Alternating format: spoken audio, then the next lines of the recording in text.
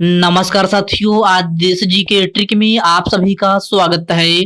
दोस्तों, इस वीडियो में मैं आपके एसएससी जीडी कांस्टेबल एग्जाम्स के लिए जीके जीएस का टॉप 50 महत्वपूर्ण प्रश्नों को कराने वाला हूं, जो कि आपके एग्जाम्स के लिए काफी ज्यादा महत्वपूर्ण रहने वाला है। तो साथियों, इस वीडियो को आप बड़ी ही ध्यानपूर्वक एंड तक जरूर देखिएगा। तो साथियों, आज का पहला प्रश्न है, उच्च न्यायालय के न्यायाधीश की नियुक्ति और उसके पद की शर्तें किस अनुच्छेद में है? ऑप्शन है अनुच्छेद 226, अनुच्छेद 276, अनुच्छेद 216 और ऑप्शन डी है अनुच्छेद 217। तो साथियों, उच्च न्यायालय के न्यायाधीश की नियुक्ति और उसके पद की शर्तें भारतीय संविधान के अनुच्छेद 217 में है। राइट आंसर ऑप्शन डी हो जाएगा, अनुच्छेद 217। नेक्स्ट क्वेश्चन है, एकता प्रणाली को अपनाने वाला दिल्ली का प्रथम शासक कौन था? इसका ऑप्शन है अलाउद्दीन खिलजी, बलबन, इल्तुतमिश या फिर ऑप्शन डी है कुतुबुद्दीन ऐबक। तो एकता प्रणाली को अपनाने वाला दिल्ली का प्रथम शासक जो है इल्तुतमिश था। राइट आंसर ऑप्शन सी हो जाएगा, इल्तुतमिश। आपका नेक्स्ट क्वेश्चन है, भगवत गीता को अंग्रेजी में अनुवाद करने वाला पहला यूरोपियन कौन था? तो भगवत गीता को अंग्रेजी में अनुवाद करने वाला पहला यूरोपियन जो था वह आपका चार्ल्स विल्किंस था। राइट आंसर ऑप्शन ए हो जाएगा, चार्ल्स विल्किंस। ओके फ्रेंड्स, इसको आप अच्छे से जरूर याद रखिएगा। साथियों, वीडियो में आगे बढ़ने से पहले आपसे एक छोटी सी रिक्वेस्ट है, अभी तक आप वीडियो को लाइक नहीं किए हैं तो वीडियो को लाइक कर दीजिए। और साथियों, अभी तक आप चैनल को सब्सक्राइब नहीं किए हैं तो प्लीज आपसे रिक्वेस्ट है, आप जो है चैनल को सब्सक्राइब करके बेल आइकन को जरूर प्रेस कर लीजिएगा। चलिए साथियों, बढ़ते हैं नेक्स्ट क्वेश्चन की ओर। नेक्स्ट क्वेश्चन आपसे पूछा गया है, चंद्रगुप्त मौर्य ने किसकी सहायता से नंद वंश के शासकों को हराया था? ऑप्शन दिया गया है विष्णुगुप्त, कुमारगुप्त, सिकंदर लोदी या फिर ऑप्शन डी है इनमें से कोई नहीं। तो चंद्रगुप्त मौर्य ने किसकी सहायता से नंद वंश के शासकों को हराया था? तो आपका राइट आंसर ऑप्शन ए हो जाएगा, विष्णुगुप्त। अगला प्रश्न है, किस पंचवर्षीय योजना के अंतर्गत हरित क्रांति की शुरुआत हुई थी? तो हरित क्रांति की शुरुआत जो है आपका ये है तीसरी पंचवर्षीय योजना के तहत हुई थी। राइट आंसर ऑप्शन बी हो जाएगा, तीसरी पंचवर्षीय योजना। नेक्स्ट क्वेश्चन है, आगरा के किले में मोती मस्जिद का निर्माण किसने करवाया था? ऑप्शन है शाहजहां, बाबर, हुमायूं या फिर अशोक। तो आगरा के किले में मोती मस्जिद का निर्माण जो है शाहजहां ने करवाया था। प्रश्न नंबर 6 का राइट आंसर ऑप्शन ए हो जाएगा, शाहजहां। कलकत्ता विश्वविद्यालय में प्रथम ग्रेजुएट महिला कौन थी? तो सभी प्यारे साथी इसका आंसर बताएंगे कि कलकत्ता विश्वविद्यालय से प्रथम ग्रेजुएट महिला कौन थी? तो यह आपका कौन थी? तो कादम्बिनी गांगुली थी। राइट आंसर ऑप्शन ए हो जाएगा, Kadambini Ganguly. Okay friends, clear है। चलिए बढ़ते हैं नेक्स्ट क्वेश्चन की ओर। नेक्स्ट क्वेश्चन आपसे पूछा गया है, भारत का पहला समाचार पत्र किसने प्रकाशित किया था? ऑप्शन दिया गया है बाल गंगाधर तिलक, दादा भाई नौरोजी, जेम्स मिल या फिर ऑप्शन डी है जेम्स ए हिक्की। तो भारत का पहला समाचार पत्र जो है किसने प्रकाशित किया था? तो यह आपका जेम्स ए हिक्की के द्वारा प्रकाशित किया गया था। राइट आंसर ऑप्शन डी हो जाएगा, जेम्स ए हिक्की। भारत में पंचवर्षीय योजना किसके द्वारा शुरू किया गया था? तो भारत में पंचवर्षीय योजना किसके द्वारा शुरू किया गया था? वित्त आयोग, योजना आयोग, कैबिनेट योजना या फिर ऑप्शन डी है इनमें से कोई नहीं। आपका राइट आंसर ऑप्शन बी हो जाएगा, योजना आयोग। ओके फ्रेंड्स, इसको आप अच्छे से जरूर याद रखिएगा। नाना साहब किस मराठा शासक के पुत्र थे? तो नाना साहब जो है आपका पेशवा बाजीराव द्वितीय के पुत्र थे। किसके? पेशवा बाजीराव द्वितीय। प्रश्न नंबर 10 का राइट आंसर ऑप्शन ए हो जाएगा। जनवरी 2022 में पद्मश्री से सम्मानित अर्जुन सिंह धुर्वे का संबंध है किस नृत्य से है? कथक, गिद्दा, डांडिया या फिर बैगा। तो जनवरी 2022 में पद्मश्री से सम्मानित अर्जुन सिंह धुर्वे का संबंध जो है बैगा नृत्य से है। प्रश्न नंबर 11 का राइट आंसर ऑप्शन डी हो जाएगा। सम्राट अशोक ने पुत्र महेंद्र और पुत्री संघमित्रा को बौद्ध धर्म के प्रचार के लिए कहां भेजा था? तो क्वेश्चन को ध्यान से पढ़िएगा। इसमें आपसे पूछा जा रहा है कि सम्राट अशोक ने पुत्र महेंद्र और पुत्री संघमित्रा को बौद्ध धर्म के प्रचार के लिए कहां भेजा था? तो आपका राइट आंसर ऑप्शन सी हो जाएगा, श्रीलंका में। किस खेल को पहले ब्रिटिश अंपायर गेम के नाम से जाना जाता था? तो इस प्रश्न में आपसे पूछा जा रहा है कि किस खेल को पहले ब्रिटिश अंपायर गेम के नाम से जाना जाता था? तो यह है आपका कॉमनवेल्थ गेम है। प्रश्न नंबर 14 का राइट आंसर ऑप्शन बी हो जाएगा, कॉमनवेल्थ गेम है। ओके फ्रेंड्स, नेक्स्ट क्वेश्चन है, झाबेरी बहनों का संबंध है किस शास्त्रीय लोक नृत्य शैली से है? ओडिसी, मणिपुरी, कथक या फिर घूमर है? तो झाबेरी बहनों का संबंध है जो है आपका मणिपुरी शास्त्रीय लोक नृत्य शैली से है। राइट आंसर ऑप्शन बी हो जाएगा, मणिपुरी। ओके फ्रेंड्स, क्लियर है। चलिए बढ़ते हैं नेक्स्ट क्वेश्चन की ओर। नेक्स्ट क्वेश्चन आपसे पूछा गया है, पूर्ण स्वराज का प्रस्ताव कांग्रेस के किस अधिवेशन में पारित किया गया था? लाहौर अधिवेशन, लखनऊ अधिवेशन, मुंबई अधिवेशन या फिर ऑप्शन डी है इनमें से कोई नहीं। तो पूर्ण स्वराज का प्रस्ताव कांग्रेस के किस अधिवेशन में पारित किया गया था? तो यह है आपका लाहौर अधिवेशन में पारित किया गया था। राइट आंसर ऑप्शन ए हो जाएगा, लाहौर अधिवेशन 1929 में। आपका नेक्स्ट क्वेश्चन है, मॉडर्न ओलंपिक की शुरुआत कब हुई थी? 1883 में, 1886 में, 1893 या फिर 1896 में? तो मॉडर्न ओलंपिक की शुरुआत जो है आपका 1896 ईस्वी में हुई थी। प्रश्न नंबर 18 का राइट आंसर ऑप्शन डी हो जाएगा, 1896 में। डेट पूछा जाए तो याद रखिएगा 6 अप्रैल। कब? 6 अप्रैल 1896 ईस्वी में मॉडर्न ओलंपिक की जो है आपका शुरुआत हुई थी। अगला प्रश्न है, गुरु घासीदास जो कि पंथी नृत्य से संबंधित हैं किस राज्य के हैं? राजस्थान, गुजरात, छत्तीसगढ़ या फिर कर्नाटक है? आपका राइट आंसर ऑप्शन सी हो जाएगा, छत्तीसगढ़ है। ओके फ्रेंड्स, नेक्स्ट क्वेश्चन है, अकबर द्वारा दीन ए इलाही की स्थापना किस वर्ष की गई थी? 1582 में, 1583 में, 1576 या फिर 1584 में?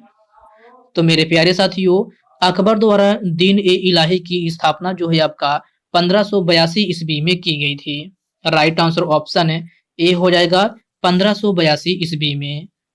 अगला प्रश्न है, सोमेश्वर वन्य जीव अभ्यारण्य निम्न में से किस राज्य में स्थित है? गुजरात, महाराष्ट्र, केरल या फिर कर्नाटक है?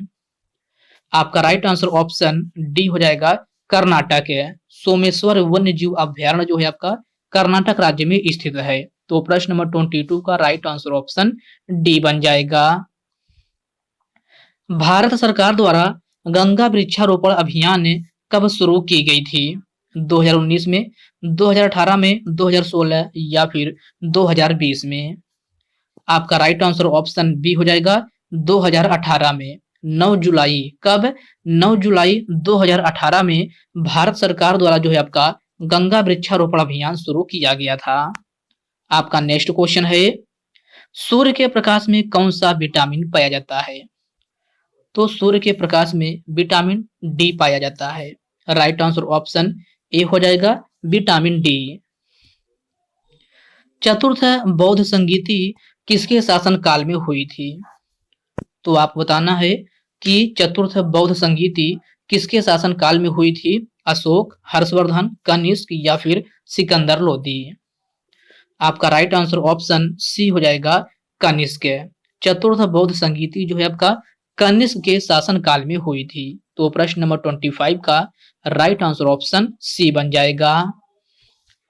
फारसी विद्वान अल बरूनी किस आक्रमणकारी के साथ भारत आया था?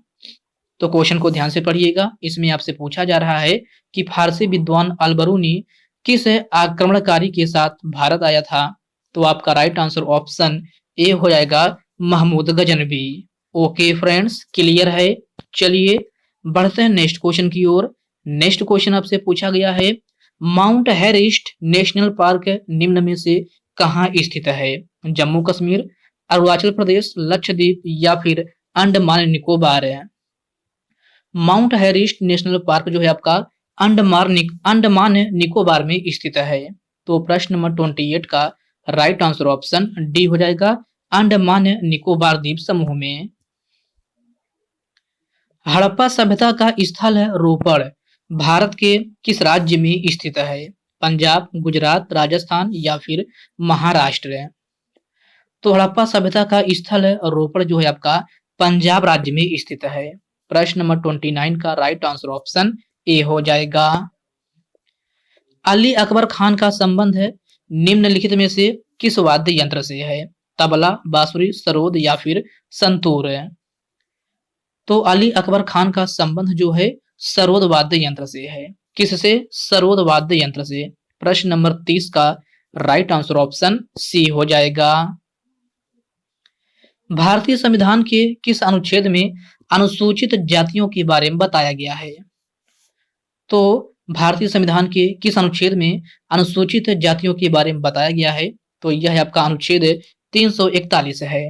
राइट आंसर ऑप्शन बी हो जाएगा, अनुच्छेद 341 है। ओके फ्रेंड्स, इसको आप अच्छे से जरूर याद रखिएगा। सरदार सरोवर परियोजना निम्न में से किस राज्य में स्थित है? झारखंड, राजस्थान, उत्तराखंड या फिर गुजरात। तो सरदार सरोवर परियोजना जो है आपका गुजरात राज्य में स्थित है।